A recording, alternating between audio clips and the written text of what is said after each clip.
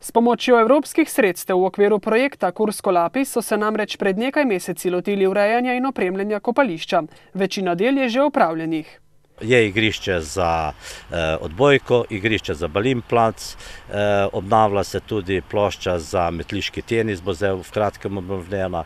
Obnovljeno je tisto obzidje staro, ki je bilo takrat za gledalce. Potem je na novo narejen piknik prostor. Do konca tedna pa bodo postavili še nekaj igral za otroke, pravi Černič, glavni pobudnik oživitve metliškega kopališča. Da bi le to resnično zaživelo, pa bo treba poglobiti še rečno strugo Kolpe. Zaradi 50-letnih naplavin je namreč ta zelo plitva. V letošnjem letu planiramo pridobiti vsa potrebna dovoljenja in potem, kolikor bo sredstva dopuščala, v naslednje leto v to zagrizniti. Finančna sredstva za poglobitev rečne struge in za postavitev lesenega mostička, ki bo, tako kot nekdaj, kopališče povezoval s pešpotjo do Križevske vasi, bodo morali zagotoviti v občinskem proračunu, saj ustreznih razpisov ni.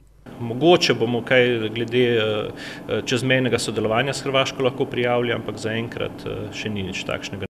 Če bomo uspeli do naslednje sezone, kar trdno sem prepričan, da bi še kaj poglobili, je metliško kopališče spet uporabno. Seveda računajo, da bo tudi podjetje GTM, ki je lastnik propadajočega gostinskega objekta na kopališču in nekdaj urejenih, danes zaraščenih prostorov za kampiranje, pristopilo k obnovi. Direktorica zagotovila, da takoj, ko bo imela sredstva, da bo začela z obnovo.